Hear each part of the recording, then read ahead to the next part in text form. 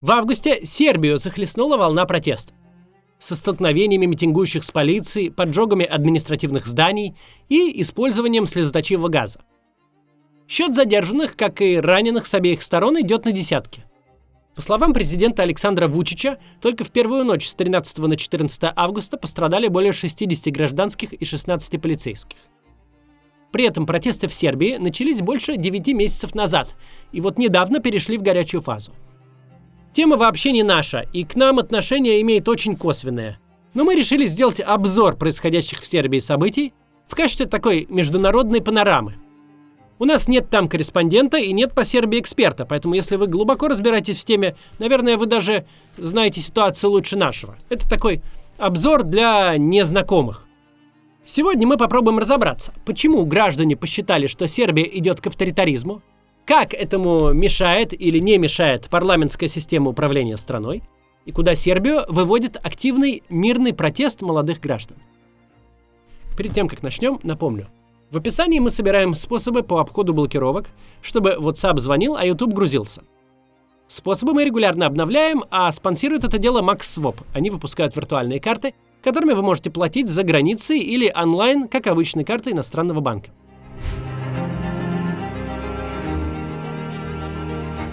Началось все еще 1 ноября прошлого года в городе Нови Сад, Сербия. Тогда с фасада железнодорожного вокзала обрушился бетонный козырек. Под ним была пешеходная зона и стояли скамейки. Под завалами оказались 17 человек, 15 погибли. Весной в больнице скончался 16-й пострадавший. Казалось бы, коммунальная авария. Ужасная, но такое иногда случается. Однако незадолго до нее здание было отремонтировано. Даже состоялась церемония открытия вокзала, на которой присутствовал президент Сербии Вучич и премьер-министр Венгрии Виктор Орбан. После аварии в Сербии начались протесты. Равных им по масштабу не было, кажется, со времен протестов за уход президента Слободана Милошевича 25 лет назад. Возле вокзала возник стихийный мемориал, и первые собрания там сразу превратились в траурные митинги уже перед мэрией. Люди требовали справедливости, обвиняли власти в халатности и в коррупции. Спустя несколько дней состоялся первый большой митинг. В Нови Саде на улице вышли более 22 тысяч человек. Нови Сад, если что, не столица. Там живет всего 260 тысяч человек. То есть больше 8% населения вышли на улицы. Сейчас прошло уже много времени, но протесты продолжаются. 15 марта в Белграде прошел митинг, где собрались до полумиллиона протестующих. Если что, во всей Сербии живет немногим больше 6,5 миллионов человек. То есть это очень массовый протест. Претензий у протестующих масса. Многие хотят ухода одиозного президента страны Александра Вучича. Но организаторы акции долгое время подчеркивали не политический характер протеста и до мая не выдвигали политических требований. Все изменилось в один момент. Теперь протестующие требуют отставки руководства страны. И об этом руководстве стоит сказать подробнее перед тем, как поговорить о самих протестах.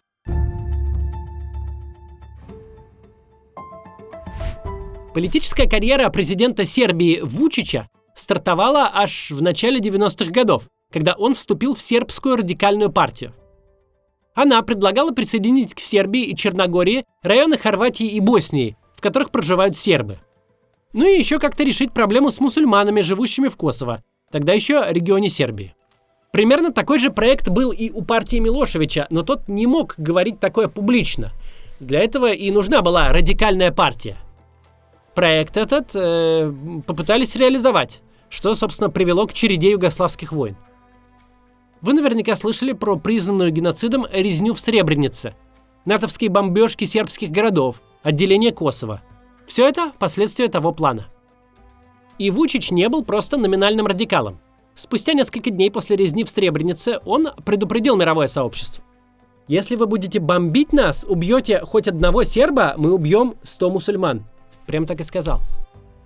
В 1998 году, еще при Милошевиче, Вучича назначили министром информации. Он занимался цензурой, запрещал иностранные телеканалы, раздавал штрафы журналистам. Но во второй половине нулевых он осознал, сербскому обществу не нужны радикалы. Он отделился, завел свою партию, обещая избирателям совершенно несовместимые друг с другом вещи. Например, вступление в Евросоюз и отказ от признания независимости Косово. И плевать, что без нормализации отношений с Косово, то есть без признания его независимости, в Евросоюз Сербии никак не попасть. Это обязательное условие. Но большинство граждан не особо вникало и охотно голосовало за Вучича. В 2012 году сербская прогрессивная партия Вучича получила на выборах первое место и четверть мест в парламенте. Председатель партии был избран президентом. Вучич тогда стал первым вице-премьером, в 2014 году премьер-министром, а в 2017 президентом. Но огромная часть власти сконцентрировалась в руках Вучича еще в середине десятых. Здесь возникает отдельно интересная тема. В нашем антивоенном движении популярно представление, будто российскую политическую систему, как только представится возможность, лучше переустроить как парламентскую республику вместо президентской. Будто такая структура защитит от появления новой автократии. Ведь, казалось бы, так власть не будет в руках одного человека, а распределится в коллегиальном органе. Так вот, на примере Сербии отчетливо видно, это не всегда так работает. Сербия – парламентская республика. Последние 10 с лишним лет в ее политическом поле доминирует та самая сербская прогрессивная партия. Она занимает большинство мест в парламенте и, следовательно, выбирает премьер-министра и формирует правительство. По Конституции именно премьер-министр – самое влиятельное лицо в государстве. Роль президента, которого выбирают всенародным голосованием, по большей части представительская. Так как же можно взять и устроить в парламентской республике автократию? Довольно просто. Шаг первый. Нужно сделать свою партию партией власти. Тут уж надо выборы выиграть, ничего не поделаешь. Шаг второй. Вы прибираете к рукам рычаги управления партией через разные непубличные договоренности. И вот, вы контролируете партию, которая контролирует парламент, и власть в Сербии у того, кто контролирует прогрессивную партию, до тех пор, пока у нее большинство. А контролирует партию Александр Вучич. Дальше поговорим, с чего вообще начались протесты в современной Сербии. Сначала небольшая реклама. Посмотрите, пожалуйста. Куда ездят отдыхать россияне? Очень многие на Бали. По данным посла Индонезии в Москве, за 2024 год остров посетили более 180 тысяч россиян. Визу туда легко сделать, да и место волшебное. Океан, солнце круглый год и вкусная еда. И вы можете приобрести там недвижимость от ведущего девелопера на Бали Break Property. Сдавать их в аренду и получать от туристов доход. Например, вот такие виллы. Это проект Эдем 2. В первую очередь была полностью распродана всего за несколько месяцев. Локация Нуса Дуа, один из самых престижных и тихих районов Бали. Именно здесь самые красивые, кинематографичные, белоснежные широкие пляжи. До них всего 5 минут на байке. Рядом гольф-клуб мирового уровня, пятизвездочные отели и развитая инфраструктура. Есть два формата недвижимости. Кондо-виллы от 24 до 40 квадратных метров и виллы с 1-2 спальнями от 70 квадратных метров. Есть виллы с кухней, приватным бассейном или руфтопом. Каждый юнит сдается под ключ, с дизайнерским ремонтом, мебелью, техникой и даже посудой. Брейк берет на себя управление, сдачу в аренду, уборку и отчетность. Вы просто будете получать доход и при желании отдыхать в своей вилле от застройщика-партнера Marriott. У Брейк более 450 объектов, многие из которых уже сданы и размещаются на Airbnb и Booking. В штате более 200 сотрудников, архитекторы, строители, аналитики, управляющая компания. В готовых объектах Брейк доходность от аренды достигает 12-16% годовых в валюте. Также наблюдается рост цен к завершению строительства до 35%.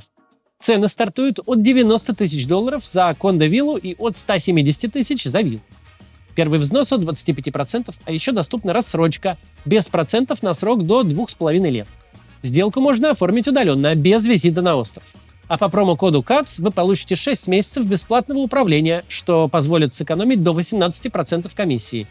Оставляйте заявку по ссылке в описании, получите подробную брошюру проекта Эдем 2 и зафиксируйте самую выгодную цену на старте. В 2014 году сербская прогрессивная партия получила большинство, и перед ее руководством открылись новые возможности. Вучич снова взялся за контроль над СМИ, и постепенно государство прибрало к рукам большую часть сербских медиа. Поддержка этих медиа обеспечивала партии отличные результаты на выборах. Вот вам и практически автократия. Нам с вами это все знакомо. В Сербии есть эфирное телевидение, доступное всем, и оно полностью контролируется государством. Вучич постоянно на экране, эксперты поддерживают его точку зрения, а новости отбираются так, чтобы представить власть в выгодном свете. Есть и кабельное телевидение. Большинство абонентов обслуживаются у одного из двух операторов – Телеком и СББ. Телеком подконтролен государству. СББ – частная компания, на которую государство кивает, чтобы заявить: в Сербии свобода слова, у нас, мол, есть оппозиционные кабельные каналы. В марте издание «Новая сербская политическая мысль» провело опрос, чтобы понять, какие факторы влияют на политические взгляды граждан. Так вот, один из самых значимых – это выбор кабельного. Если люди смотрят государственный телеком, то за оппозицию на выборах склонны проголосовать 30%. Если же частное СББ – уже почти 65%. Так что совет диктаторам в парламентских системах – частное телевидение не допускайте. Еще на политический выбор граждан влияет возраст и образование. Ведь молодым и образованным людям по большей части весь вучичевский авторитарный схематоз очевиден. Первые протесты начались чуть ли не с момента, когда прогрессивная партия впервые взяла большинство в парламенте. Претензии копились. Сербия серьезно отстала экономически от соседних государств. А ведь они тоже не лидеры европейских экономик. Учителя и врачи недовольны зарплатами, инфраструктура страны деградировала. И вот в 2016 году бухнуло серьезно. Одной тихой апрельской ночью на улице Белграда выехали бульдозеры, чтобы снести частные здания, расположенные на очень дорогой земле у набережной. Полиция на сообщение о происходящем не реагировала. Происходили стычки. В результате охранник одного из зданий умер через несколько дней в больнице. Все это безобразие случилось прямо сразу после парламентских выборов. То есть только-только закрылись участки, в избирательных комиссиях еще бюллетени считают, а по городу уже едут бульдозеры. После этого начались акции протеста, которые длились несколько месяцев. Прогрессивную партию и ее правительство обвиняли в коррупции, в нарушении свободы СМИ, в фальсификации выборов. И в том, что правительство тайно санкционировало снос на Белградской набережной. Самая крупная акция собрала больше 25 тысяч человек. У протеста даже появился логотип, изображающий узнаваемый жест Вучича. Но в итоге протест сошел на нет. В 2018 году массовые протесты начались снова под лозунгом «1 из 5 миллионов». Вучич однажды заявил, что не уйдет в отставку, даже если на улице выйдут 5 миллионов человек. Причиной снова стали коррупция, давление на СМИ, фальсификация выборов, а еще нападение на критиков режима. Эта волна длилась уже 1,5 года. Ее поддерживали ученые, политики, актеры и певцы. Вовлеклись профсоюзы и студенты. Но именно тогда стала проявляться странная особенность сербского протеста – его подчеркнутая деполитизация. Сербское общество разочаровалось не только в Вучиче и его партии. До них была демократическая партия, которая сопротивлялась диктатору Милошевичу, но не избавила страну ни от коррупции, ни от преступности, ни от экономического отставания. У людей сложилось впечатление, что выбирать не из кого. Все врут и хотят присосаться к кормушке. Поэтому в 2018 году стало популярным парадоксальное явление – протесты вне политики. Организаторы и активисты этой волны призвали сторонников бойкотировать выборы, которые должны были пройти в 2020 году. В июне 2020-го прошли очередные парламентские выборы, оппозиционно настроенные граждане их бойкотировали. И, конечно, победила сербская прогрессивная партия Вучича. Тогда к стандартным претензиям добавился еще и ковид. Уровень заражения рос, умирали люди, а правительство то вводило ограничительные меры, то снимало их, чтобы провести избирательную кампанию и выборы. И вот в июле, в разгар коронакризиса, в Белграде случились первые столкновения протестующих граждан с полицией. Все последующие годы протесты шли один за другим, что постепенно меняло настроение в сербском обществе, и на выборах в 2022 году партия Вучича внезапно не получила большинства. Тут нужно сказать, несмотря на давление на СМИ и манипуляции на выборах, контроль у режима Вучича не был полным. Тогда Вучич просто воспользовался своими президентскими полномочиями. Он назначил новые парламентские выборы досрочно, где его прогрессивная партия вернула большинство. В итоге люди просто устали и от Вучича, и от его партии, но не видели альтернатив.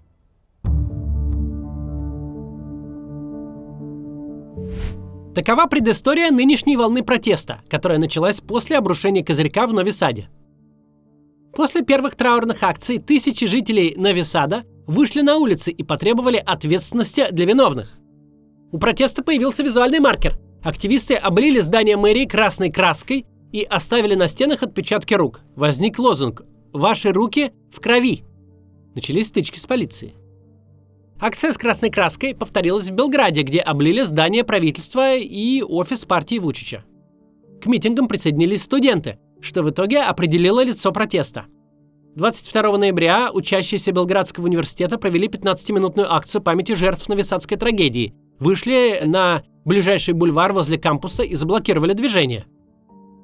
Тогда на мирную акцию напала группа крепких молодых людей. Фактически власти попытались разогнать студентов силами подконтрольных бандитов, титушек, как их у нас называют. Протесты вышли на новый уровень. Собравшиеся студенты начали круглосуточную блокаду своего факультета. К ним присоединились и другие университеты. В Белграде, Нови Саде и по всей стране. К Новому году в Сербии было блокировано больше 70% всех факультетов. Студенты организовали горизонтальную структуру. Для координации завели аккаунты в Твиттере и в Инстаграме и выдвинули 4 требования. Во-первых, опубликовать все документы о реконструкции железнодорожного вокзала в Нови Саде. Во-вторых, снять обвинения со студентов, задержанных на протестных акциях последних недель. В-третьих, расследовать и предъявить уголовные обвинения напавшим на протестующих студентов и профессоров. В-четвертых, повысить расходы госбюджета на образование на 20%. Последнее требование удовлетворили. Поскольку блокада оказалась эффективной, студенты стали применять ее буквально везде. Что Нови Сад, что Белград расположены возле крупных рек. Студенты стали блокировать мосты. Блокировали улицы и бульвары. Президент Вучич вертелся ужом. С одной стороны, обещая удовлетворять требования, с другой стараясь показать, что давлению он так легко не поддастся. В конце концов, он выступил с сообщением. Пообещал построить больше жилья для молодежи, заявил, что скрывать ему нечего, а протесты финансируются из-за границы. И эта война лично против него. На чем объявил требования студентов выполненными. Новые протесты все же добились некоторых успехов. В январе прокуратура предъявила обвинение 13 лицам, включая бывшего министра строительства по делу об обрушении Козырька. 28 января премьер-министр Милош Вучевич, не путать с президентом Вучичем, объявил об отставке. По закону парламент должен был ее принять, но случилось странное. Вопрос об отставке премьера просто не ставился в повестку парламента. Почти 2 месяца правительство и парламент делали вид, что об этой мелочи просто забыли. 11 марта студенты начали блокировать офисы государственных телерадиокомпаний в Белграде и Нови Саде. 15 марта в Белграде прошел самый массовый митинг в новейшей истории Сербии. Многие протестующие ехали в столицу из других городов. Чтобы им помешать, власти надавили на транспортные предприятия, и государственная железнодорожная компания вместе с частными автобусами отменила рейсы в Белград еще накануне. Тысячи людей решили добираться пешком и на велосипедах. Сам митинг прошел мирно, но во время минуты молчания произошел странный инцидент. Раздался резкий и мощный звук. У людей началась паника и физическое недомогание. Головная боль, тошнота, нарушение слуха и дезориентация.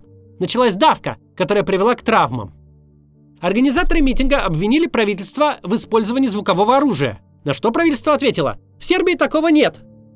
Позже министр внутренних дел признал, мол, ладно, устройство есть, но на протестах не вывозили. Еще погодя, появились фотографии и свидетельства. Устройства на протесте как раз были. Власти прикинулись вениками и заявили, что использовали их для передачи сообщений. Транслировали, что, мол, граждане, разойдитесь, не мешайте проходу других граждан. И вообще, вот специалисты из российского ФСБ наши слова, говорят, подтверждают, никакое звуковое оружие не применялось. События продолжили развиваться. 19 марта парламент наконец принял отставку премьер-министра Милоша Вучевича. А в апреле было сформировано новое правительство. С 1 мая к студентам присоединились профсоюзы.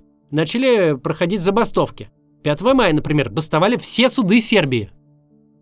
Тогда же, в начале мая, у протестного движения наконец появились явные политические требования. Проведение досрочных парламентских выборов и восстановление демократии. Но, несмотря на это, методы протеста остаются исключительно гражданскими. Студенты дистанцируются от любых политических партий, запрещают их символику на своих митингах. Движение принципиально остается горизонтальным и безлидерским. Но, как мы уже говорили, сербское общество очень поляризовано. Да, поначалу организаторы протестов требовали, чтобы люди выходили на акции только с флагами Сербии и символикой университетов. Но если кто-то приходил с плакатом «Не отдадим Косово», то что с ним сделаешь? Или с теми, кто приходит с националистическими символами, как, например, делают ветераны югославских войн 90-х годов.